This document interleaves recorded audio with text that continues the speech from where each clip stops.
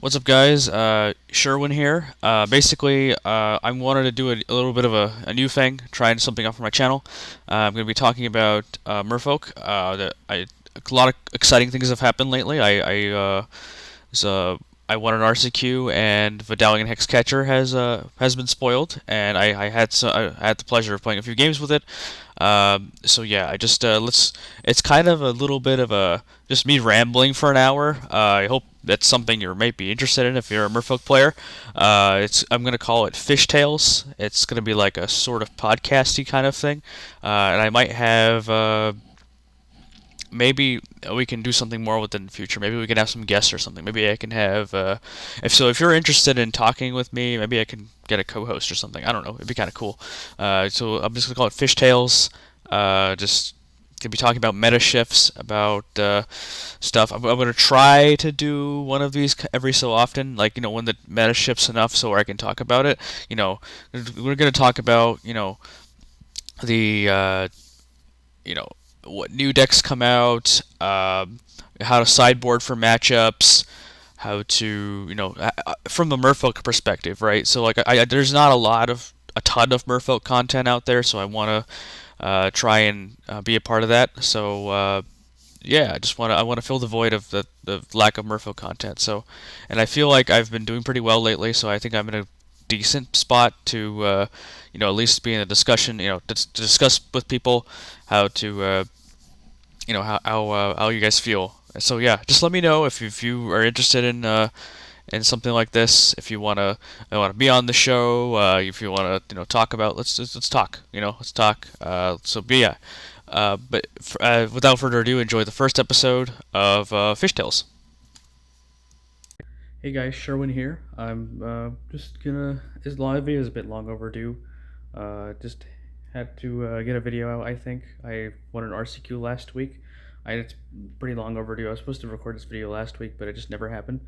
We're gonna talk about a lot of stuff. Like this is very much. We're gonna go over like a lot of stuff today. So let's start getting to it. All right. Let's. So I won an RCQ with Merfolk. It felt great. And let's go over that real quick, and then I know a new card came out, Vodalian Hexcatcher, and I will talk about that later. But for now, let's talk about Merfolk. Okay, so this is the deck. It's all. I'm pretty happy with it. It's all shiny except for the old these three cards in the main board and these three cards in the sideboard, but everything else is mostly original foils, and I'm pretty happy with this deck. But yeah, it's pretty standard stuff. The 8 lords, the 4 silver gills, the 4 trickster, 4 tide shaper, 3 glass pool. So very standard from that pretty much that top 16 DreamHack list. Pretty much this very standard looking list. Except my mana base is a little different. I played 3 of these instead of the 2, and yeah, other than that, it's pretty much the same. I also play the. I don't remember if that one played Manamo, but yeah, he played. I think he played 1 Cavern also, and there was like I remember there being like 10 islands, so there might not even have had Manamo in it.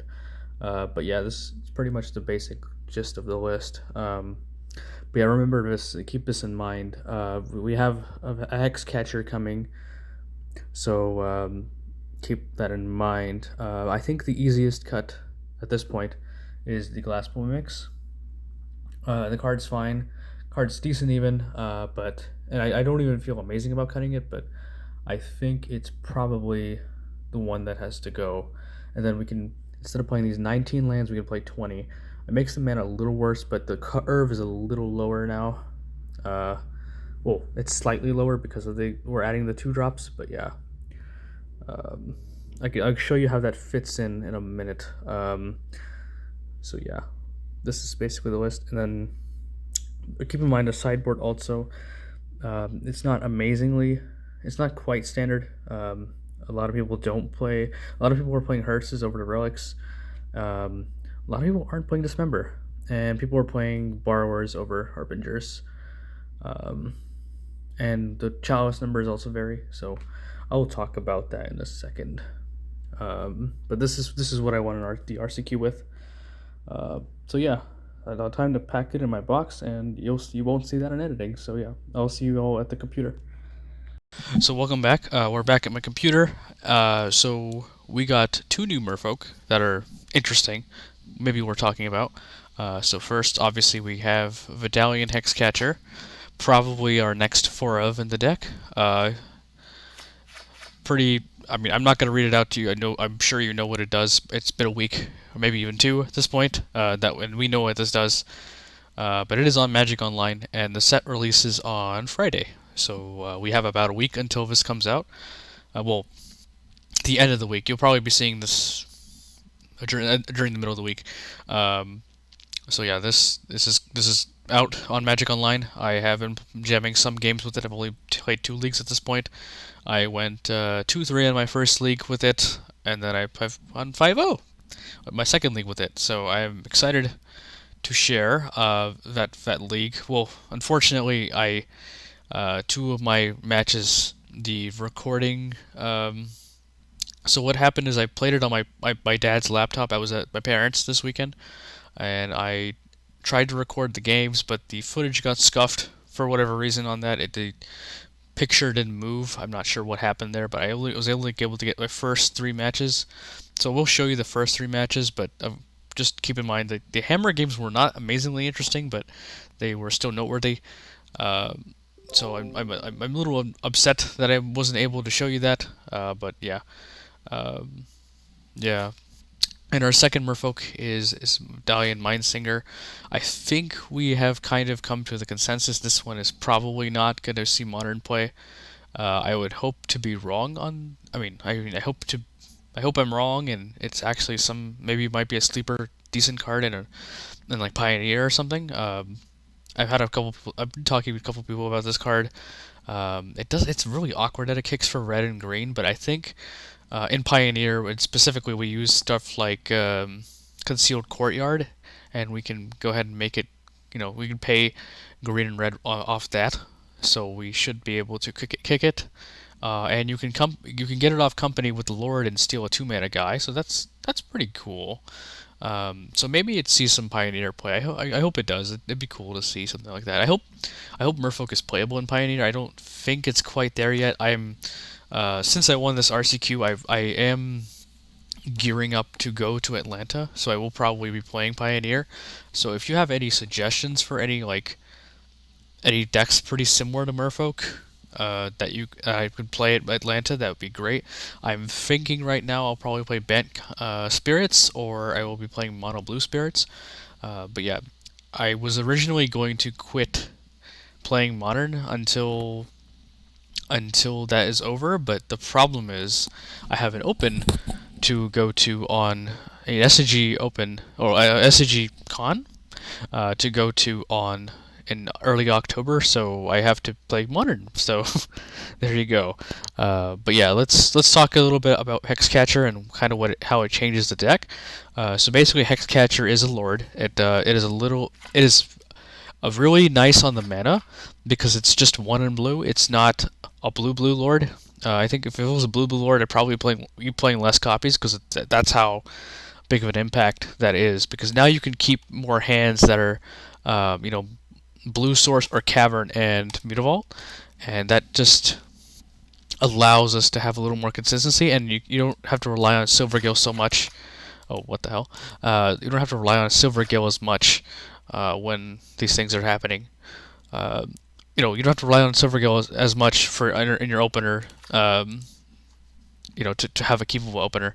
So I think that's a really good feature of Hexcatcher. Also, the thing with Hexcatcher is a lot of people have been talking about the whole, maybe we should be playing more 1-drops so that we can make use of Hexcatcher on specifically turn 2. And my testing so far in the 2 leagues I've played is the 1-drop has not mattered, and the slightest.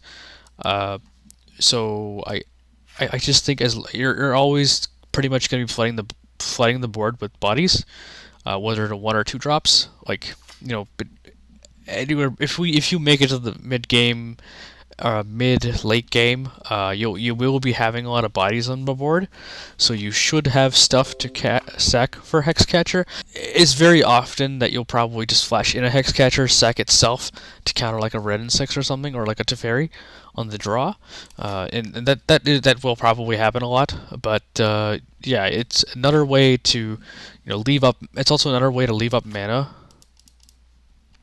And you'd think maybe it makes Counterspell better. It's possible it makes Counterspell better because now it's just easier to just cast a Counterspell. It's easier to just represent a counterspell or represent a trickster. There are more things you can represent. It's also kind of why people have been playing Benthic Biomancer, because they adapt is something you can represent as well. You can represent the adapt, you can represent the Hexcatcher, you can represent a trickster, you can represent a counterspell. So that's a lot of things you can represent. So basically, this is the league. This is the build I 5-0'd with. I don't think Dockhand came up at all. And when it did, it blocked something relatively well, which was interesting. Being a 1/2 is somewhat relevant, but I think overall I didn't think I needed it.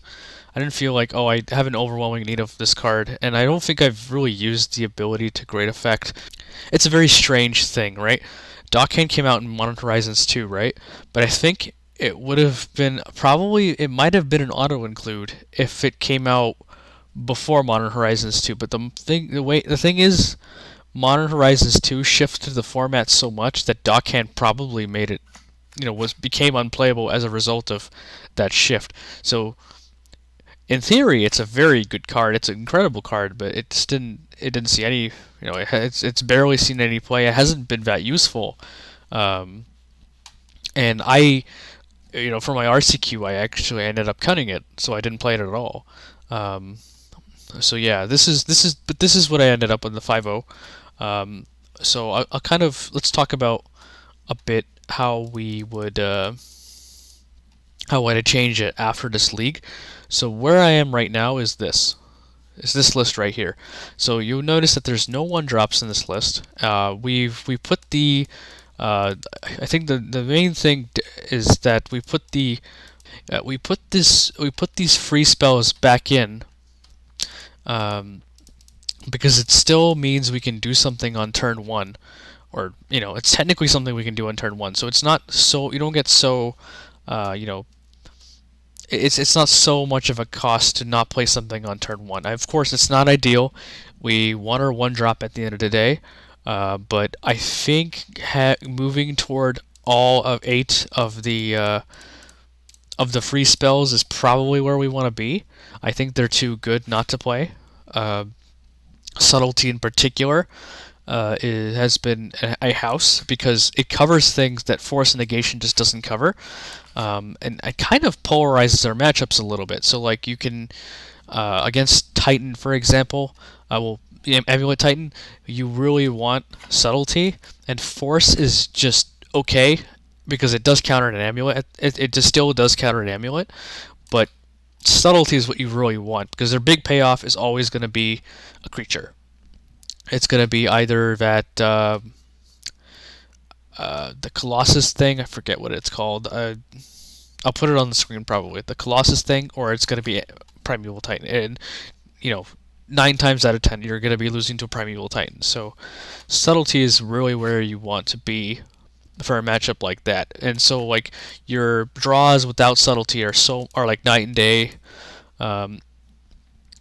versus the draws with Force Negation. And even some hammer draws, you can have, Subtlety can be so much better than Force Negation. And I've seen people who are like, oh yeah, I think we should cut Subtlety against the hammer matchup, but I don't think that's true necessarily. I think Stoneforge Mystic and Pure Steel Paladin do enough that you really want a Subtlety, and I think that's really where you want to be. But yeah, we can talk a bit about that later bit.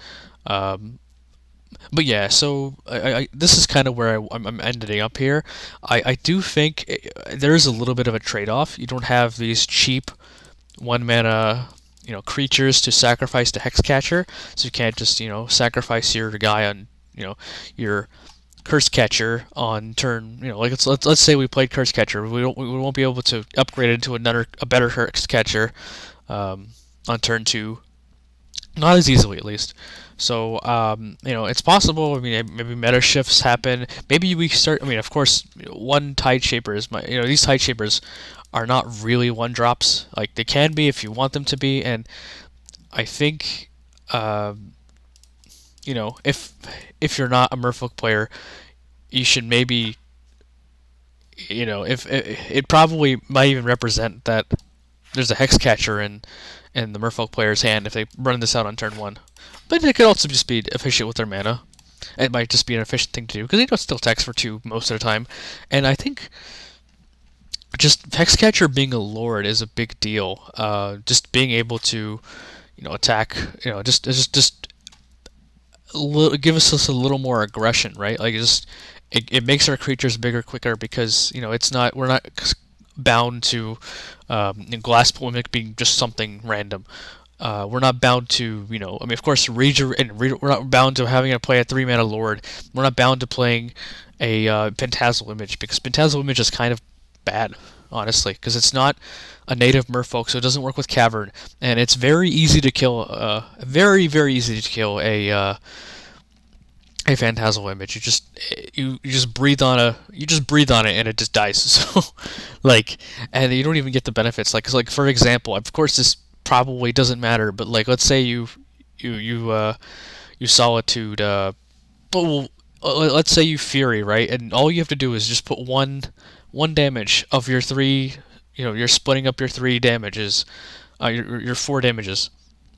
All you have to do is put 1 on a Phantasmal Image, and it just dies. So I think Phantasmal Image is a huge liability. It can work out, of course. If you're playing, it's I think in combo metas, it's probably at its best, where people aren't really trying to remove your creatures. But yeah, even then, we have Hexcatcher now. So combo meta, combo matchups are much better now. I imagine. I can only imagine, right? With Hexcatcher, of course, it probably doesn't improve your grindy matchups that much. But yeah, just that's something to keep in mind. So yeah, where do we go from here? So this is where I landed up. So yeah, I'm gonna talk about the sideboard now. So let's talk about. So I moved the Spreading Seas from my last list into the sideboard. I do think, despite the fact we have another Lord with more beef, I still think we should playing Spreading Seas because there's still a lot of Urza Saga decks. So I still think it's worth having, and of course you can still, of course Tron has still always been a thing, and I think with more Prison Tron coming around, and you can expect Prison Tron. So let's talk about what won this last weekend. So basically, we have 3 big things to talk about here. So we have Creativity with Leyline Binding that won a challenge, and then we have Goblins, which is really bad for us, by the way. That won a challenge, and then we have the Prison Tron taking down Columbus. Which is good for us because that matchup I find is pretty favorable, and you'll see in our league we beat it pretty well. But at the same time, I don't think the pilot that I played against was very good. You'll see. But yeah, so yeah, this is what I have going on. So this isn't actually. Yeah, so I have Spreading Seas. I do think it's mandatory. I just feel like I feel just naked without it. I think you need 6 Seas effects in the 75. So I don't think I'm leaving home without Spreading Seas. And at my RCQ, I played Harbinger. I elected to play Harbinger over Brazen Borrower.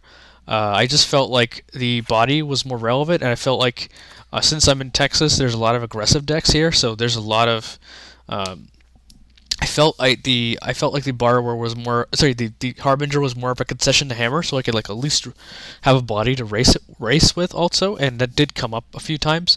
So I do think Harbinger is probably where I want to be right now, but at the same time, if Prisontron is going to be a factor going forward, I don't know if it is because it just won.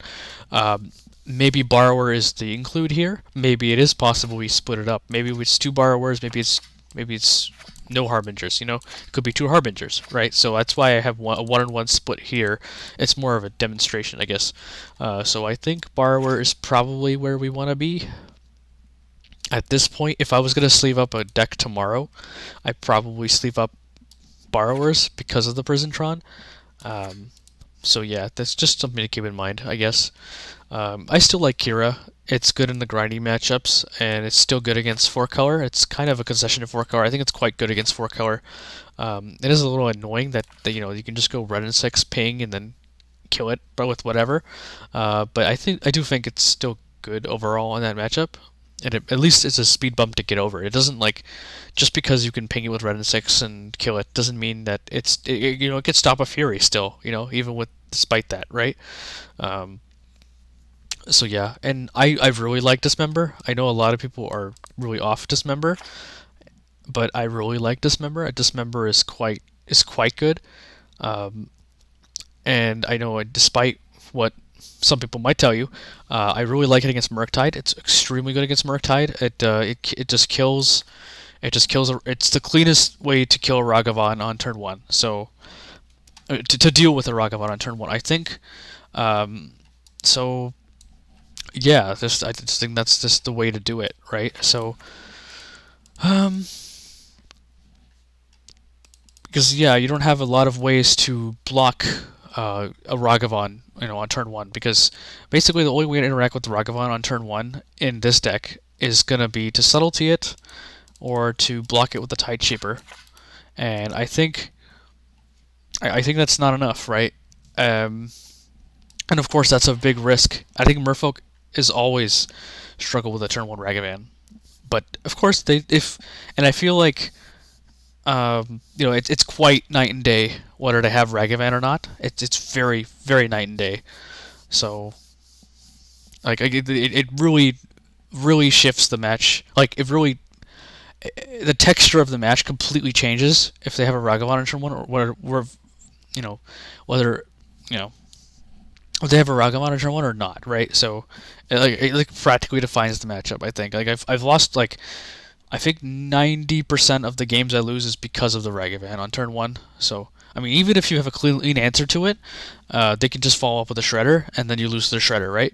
But if they don't have a Ragavan on turn 1, you can just dismember the Shredder, and then they feel it feels like they don't do anything after that until they maybe present another threat. Maybe they'll present a Ragavan after, but it's way easier to deal with Ragavan on turn 3 versus turn 1 because of you're still setting up on turn 1 and 2. So yeah, and if they don't have a Ragavan on turn 1, you're not having to force to trade a Silvergill, and then you can attack with that Silvergill. And so technically you're ending the game faster, right?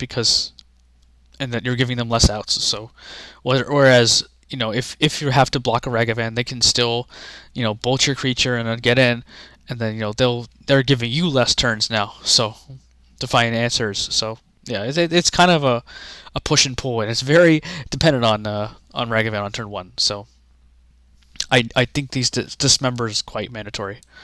Now Relic of Progenitus, I have elected to play Relic of Progenitus over Unlicensed Hearse because I don't like Unlicensed Hearse. And my big explanation for that is, if you've ever, Relic is pretty much always going to be live no matter what.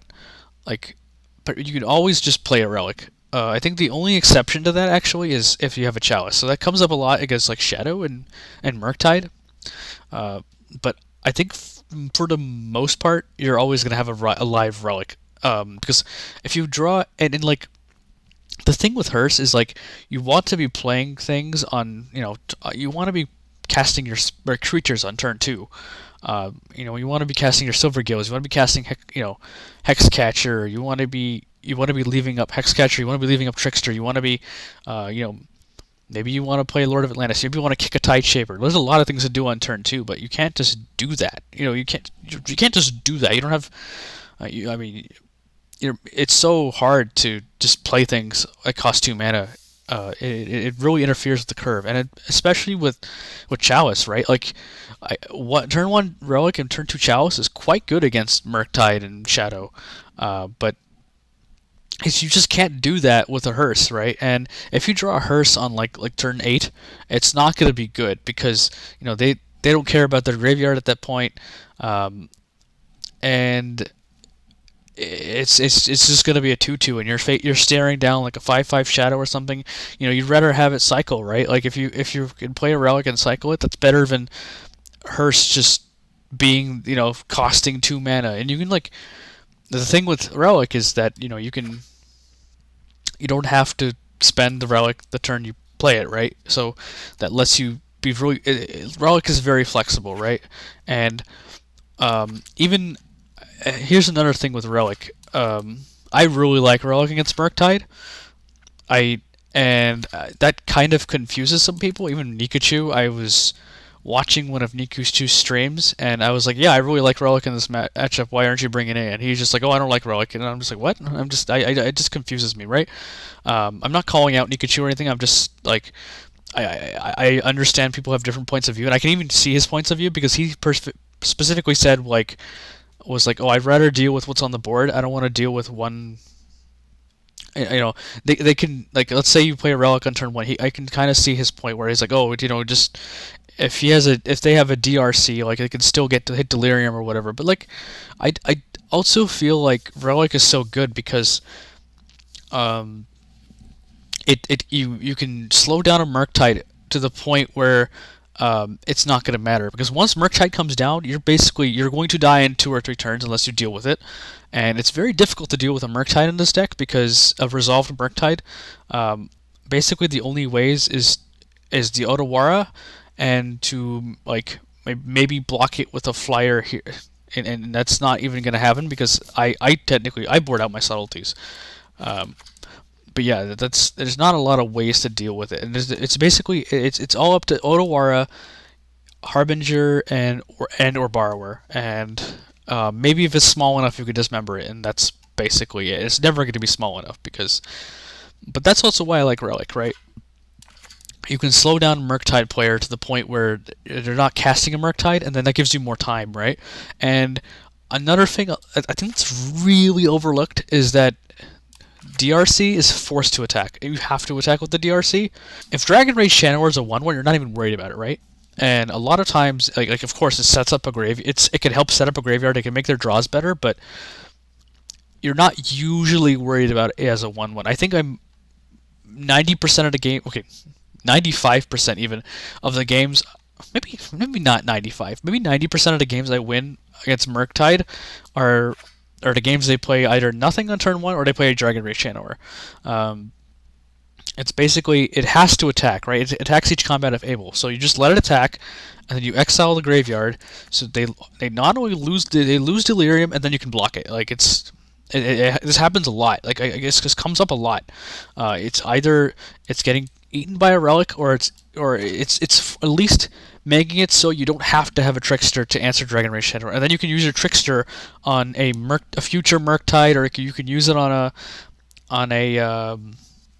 Ledger Shredder, to slow it down. Because Ledger Shredder can get big against you too, and the sooner you dismember that, the better.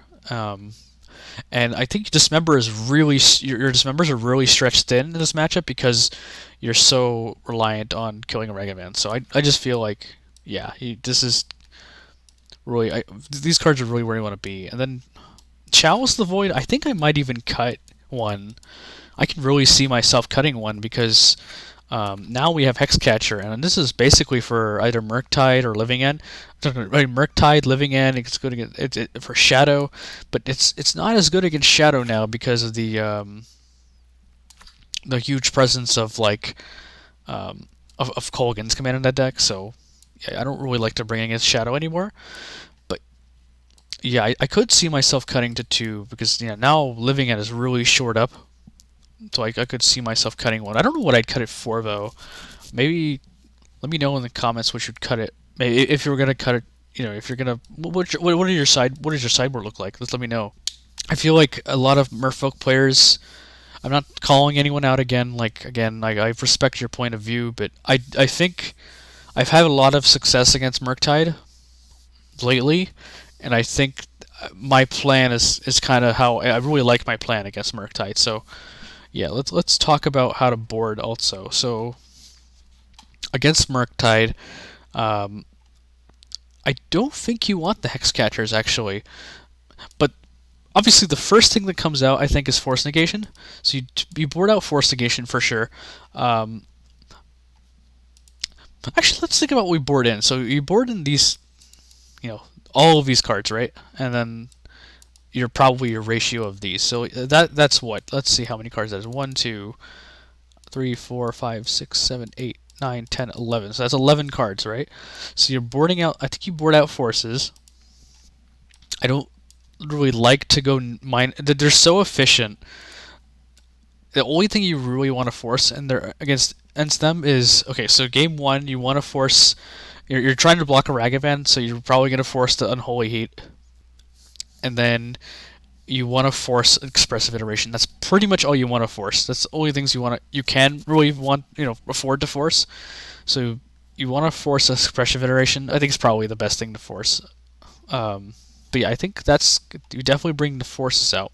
That's 4 cards. And then I personally, I don't like Subtlety that much.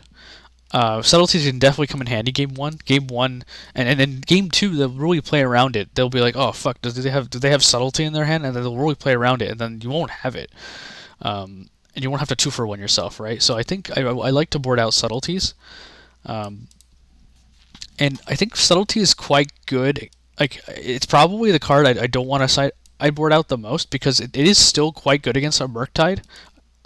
But it's not good against a Resolve Murktide, and I think having your draws be as live as possible is kind of where you want to be. And then I don't think I want Hexcatchers, but I'm still figuring this one out. So, but normally in the other build, I would probably trim I'd trim a Glassful Mimic, and I'd probably trim a Sphaloon. Because Trayloom can get clunky and you can get caught with your pants down and it does not feel good. And then from there I trim like a Lord or something. But in this case I think I'm trimming my Hexcatchers, but I'm not 100% sure. I think it's like something like this. Yeah, I think this is probably something like this. So these are the 11 cards you take out, and then you can bring in these 11 cards. So I think that's pretty good. Let's organize it a little bit. And this could be Borrower, Hirebringer, they both work in this matchup. So yeah, so you're trading these 11 cards for these 11 cards. So that's probably where I want to be right now. It could even be something like, this. Well, not like that, but more like just like this. But I think Hexcatcher still does enough to where like they can't like tap out for it. They can't tap out against you, so you can still keep them honest a little bit, and like you have a lot of game with playing around their counterspells. So yeah, because I think they're generally keeping counterspell against you, so they are incentivized to do so. I think so. I think that's how I want to do it. How I want to approach it. So let's just sort this again. Yeah, so I think that's kind of how I board against that matchup. Let's talk about boarding against Hammer, because that's also a big point of discussion, I think. So against Hammer,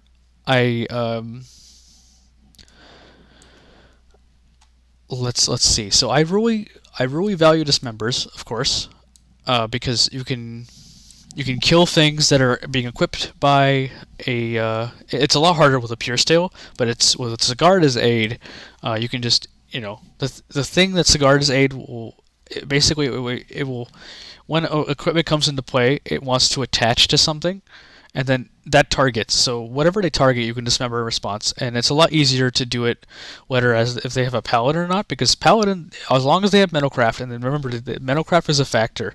Sometimes they won't have it. And they won't be able to equip. So Metalcraft is a factor. So with that, you'll pretty much, as soon as you have priority, you kind of want, like, they might make a mistake. It's a lot of a game of chicken. So like if they mess up and if they do something like like let's say they play a paladin and they have the ability to put an equipment on it, you can't actually it's not like you can dismember at that point because you need to be given priority again. So a lot of times, if they mess up, they probably won't mess up. Let's be real here, okay? So if Paladin's the only thing to put an equipment on, then you're pretty much golden because then you just dismember in response to them equipping the equipment to the Paladin. But that's the thing. That's not always going to be the case. So you're probably going to end up and what's going to end up happening is it really sucks too. They'll probably put a hammer on an Ornithopter or whatever, and then you have to dismember the Ornithopter in response. And I mean, of course, it depends on the board, but that's unfortunately how it works with the Paladin. So it does get awkward with the Paladin, but I think Dismember is still a good card against them because it specifically is very good against those draws. Where they go Paladin equipped to the itself, or it's good against the Guardian's Aid draws. Also, it's you can technically take them off Middlecraft if they have, let's say they have a construct or something. Let's say they cast a Paladin.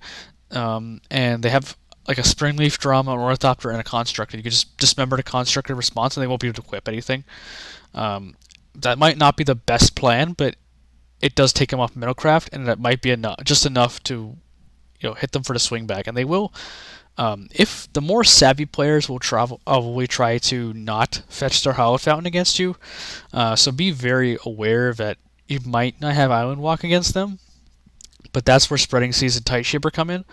But you're gonna want to do you're gonna want to bring those in against them anyway because they just blow up. They straight up blow up Urza Saga, right? So that's very important. So how I boarded against them, I think it was something like I've pretty much always trimmed a Sphaloon. So I trimmed a Sphaloon. I think I took out all my Hexcatchers actually because Hexcatcher they're not tapping out a ton, and they'll have a lot of mana between the Springleaf Drums and the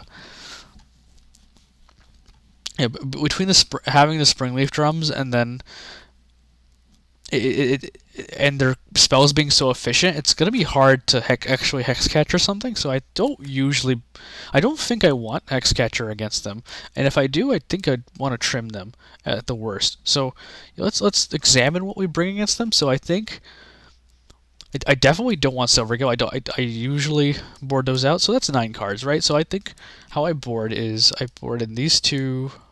I board in these, then I board in these, and then I board in some chalices. So yeah, that's probably what you want to be doing, something like that. Like I said, I do like Force against them.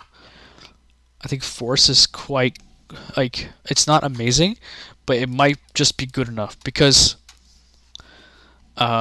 if I like Force especially because if they have a Sigarda's Aid draw, then you can just force a Sigarda's Aid, and then they're forced to have another one, or they're on a Paladin. They're forced to have a Paladin to be on the Paladin draw. So it's like basically you want to compartmentalize their draws into the game into two things. So you want to know what spells you have that interact with their spells. So basically you're gonna have forces, and your forces are gonna be you're wanting to counter Sigarda's Aid, and you want to counter Colossus Hammer. Those are basically the two spells you care about countering, and I guess sometimes they can.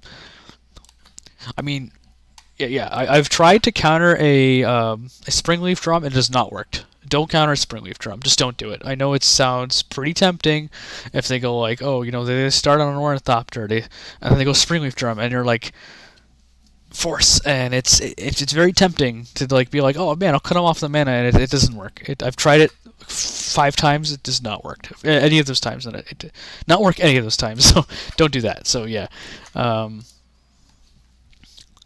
do like Force, but you have to realize it's probably only gonna hit Hammer, and it's gonna hit a Sigarda's Aid, and it's probably you're gonna want to hit Sigarda's Aid. If you have to choose, you hit the Sigarda's Aid, right? So yeah. But if they have a hammer in play already, and then you draw this, you're probably I mean, it kind of sucks sometimes, but hey, then you can dual blacksmith skill or something. It really depends. But yeah, you're gonna mainly want to look to counter Sigarda's Aid with this. And then your subtlety, this is gonna hit Stoneforge Mystic, and this is gonna hit Pure Steed Paladin, and it's gonna slow those cards down. That's what you really want. You want to really slow those cards down. And if you have this will come up pretty often. If you have the choice of Tide Shapering or leaving up Trickster or playing a Lord, you probably want to do one of these first, unless they have an Urza Saga in play, and then because it's for that. You're gonna want to blow up 8 Urza Saga. So even if they on turn 1 they don't typically play an Urza Saga unless they play it with a Springleaf Drum, and then that's your opportunity to blow it up. But you're typically going to want to wait until they have it to Urza Saga, and if they don't have it after turn 3, you're probably free to play this and give yourself Island Walk. If you don't already have it, you might have it. They might have a draw where they're forced to give you Island Walk, because let's say they drew their Hallowed Fountain. That happens. It does happen a decent amount of time. They'll just draw a Hallowed Fountain, and then they'll just give you Island Walk for free. It doesn't happen. The more savvy players won't do that, because let's say they have a Springleaf Drum, then they can tap for blue, right? So that's not going to really come up that much. So yeah. But yeah, I like brooding these cards in. And the chalices, what are the second or third chalice? I'm unsure. So I think if I'm on the play, I think I want to have 3 chalices and then board out the second Sphaloon here. And then if I'm on the draw, I probably want to just put back to 2 chalice. I'm not 100% sure, but that's kind of what I've been doing lately. And Sphaloon is not amazing in this matchup, but it can come up because it will keep drawing cards in board stalls, and it will let's say there are the grindier draws from the hammer deck are draws that you really want to see. If they go Stoneforge Mystic into Cauldra, that you're very happy, by the way. Then that's basically your green light to just be like, yeah, let's race, right? So you're very happy to see that. So just keep that in mind. And Sphaloon is very good against those draws, but it's not very good otherwise. So it's okay otherwise, because it keeps the cards flowing, and it can draw you. It gives you a potential to draw more Lords and Tricksters, and Trickster is quite premium in the matchup because you can anything that's equipped with something, you just and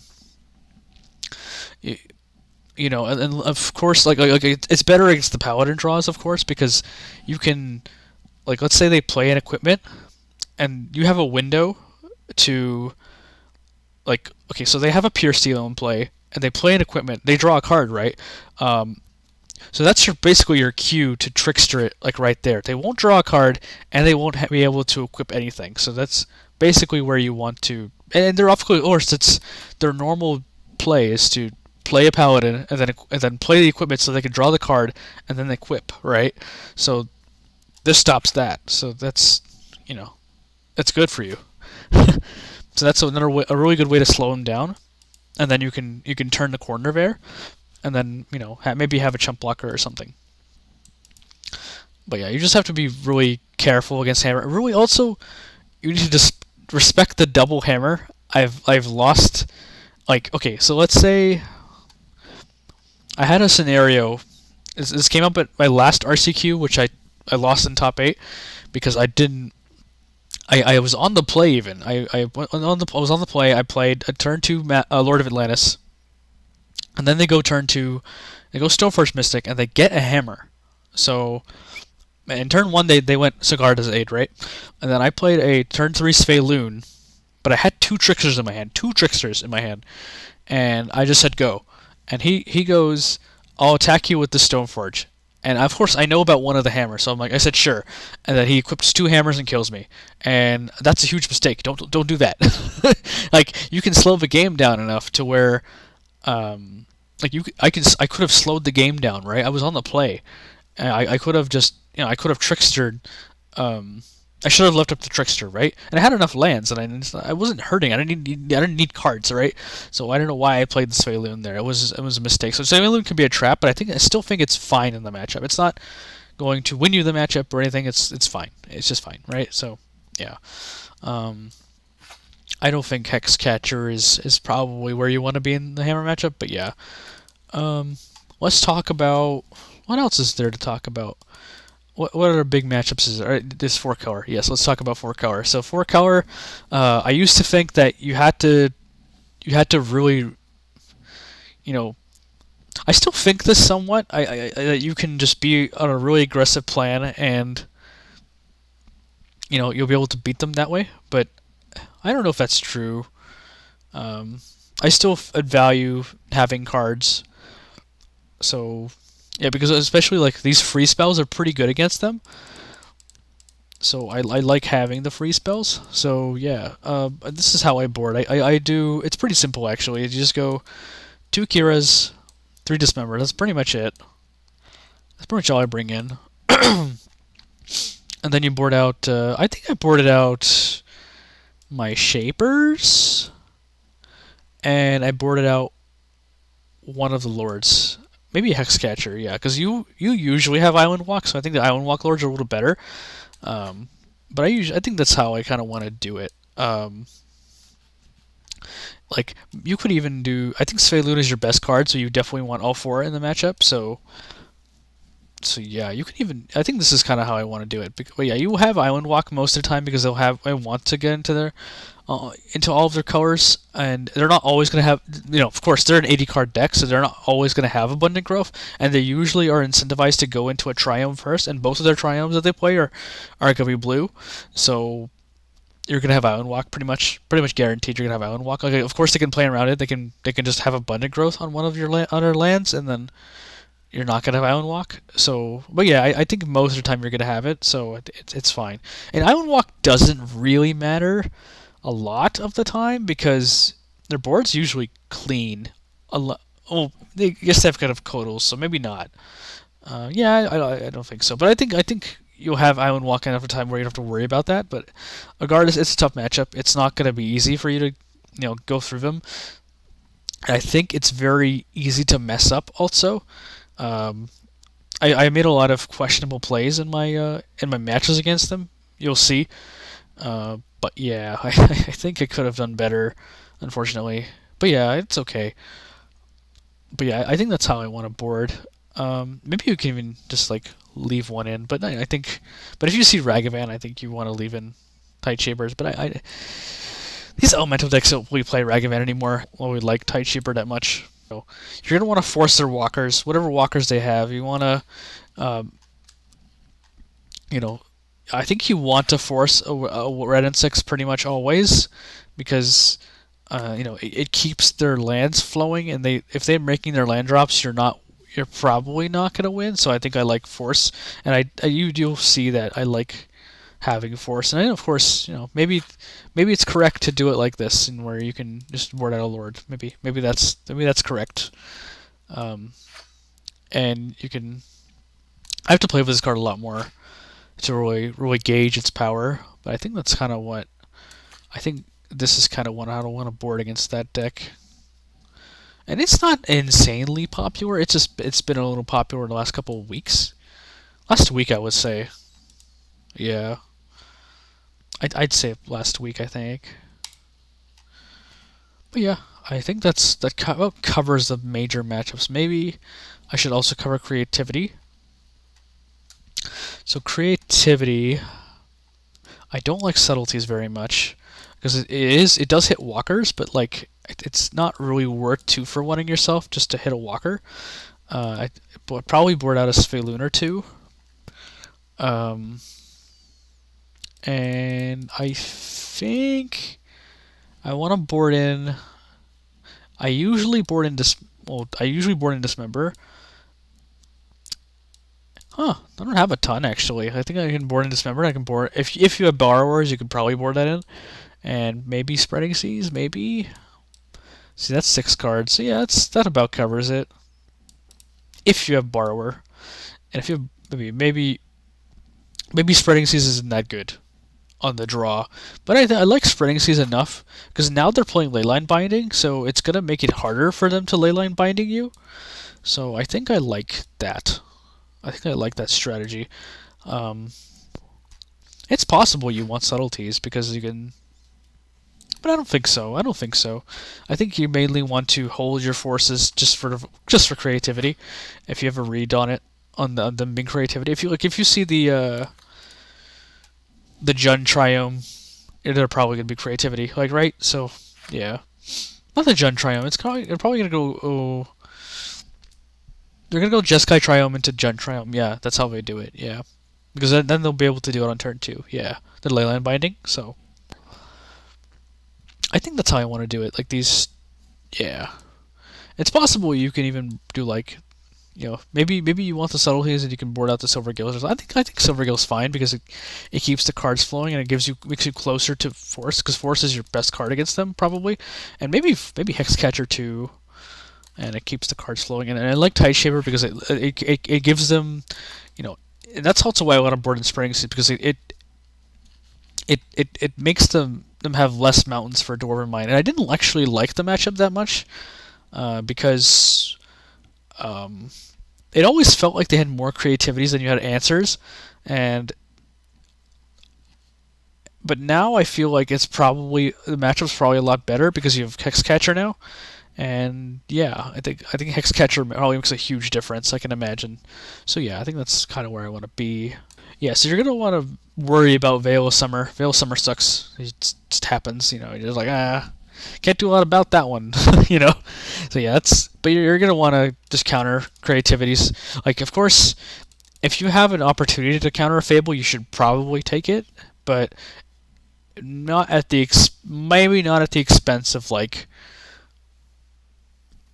if your forces are very taxed in this matchup. So like, I think you're gonna want to keep your forces around for creativities and transmogrifies. But yeah, that's also kind of why Dismember also helps, because they didn't never expect it, right? Because you just leave up Mutavault and they're like, oh, I have agency, I'll just go for it, and then you dismember their token when they go transmogrify, and then they just feel bad. So I've definitely blown out a lot of people that way, and it feels nice.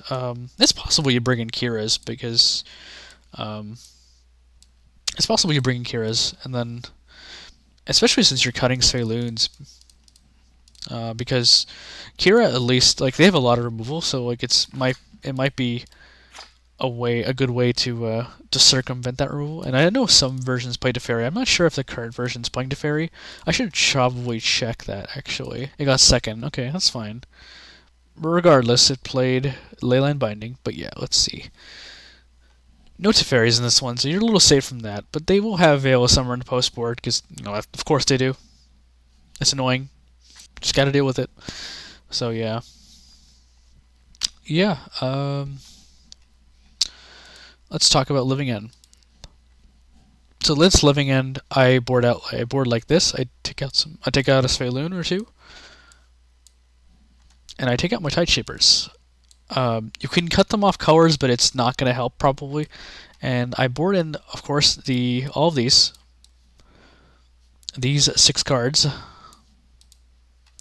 and then I think I trim. I think instead of I think I do it like something like that. Something like that. Yeah, I think I'm more inclined to leave in Subtlety because you can even do like this. Yeah, I leave in Subtlety because if I get griefed, I can Subtlety, and a lot of these Living End decks are playing Subtlety as well, so you can just Subtlety them back, and they don't feel very good about that. So yeah, I think I like having Subtlety in this matchup, but I think I do like Silvergill and the balance of things. So yeah, because you're going to be relying on these pitch spells a lot, and you're not playing counterspell anymore. So I think this is how I want to board. Maybe if it's even like this. I think this is probably better. I think this is probably better. Yeah, because you really like to hit their grief because it protects these cards, and these cards are very important in the matchup because they just win you the matchup. And even better now, we have Hexcatcher here, so I don't know how you lose Living End necessarily now. Am I crazy? I don't even know how you lose Living End now. But yeah, one cool trick with Hexcatcher that you can do is, if they go for a Living End, you can, off of a Violent Outburst, you can sack your whole board to counter a Violent Outburst, and then to with Violent Outburst on the stack, like let's say like they go Violent Outburst, they go cast Living End, right? So in response to the Living End, you sack your entire board to counter the Violent Outburst, and then your entire board is in your graveyard. So now when they resolve their Living End, your whole board will come back, and you lost absolutely nothing in this exchange. So I think that is a good dynamic for you, and it makes us have to be a lot less conservative. But I do think you have to be a little careful. Merfolk Joe got caught off guard because his Hexcatcher got sky turtled, and then he basically lost the game on the spot. So I think you have to be a little careful. Just leave this up at instant speed. But you also have to be just careful about Mystical Disputes. So yeah, it's an interesting dynamic. But you have to, I think, to play with this card in general, it's probably has to be the last Lord you play, and you always wanted to leave it as a surprise. So just keep it in your hand as much as possible. If it doesn't change your clock, it's probably better to not cast it. So yeah, I think the card is very good. Especially good in that matchup. So I don't know how much this changes the dynamic of the deck, but I think having its floor is that it's a Lord that costs 1 in the blue, and I think that's really good. So we'll see how this shakes out, and I'm excited to test more with the card. So yeah, we will. I'll see you guys later.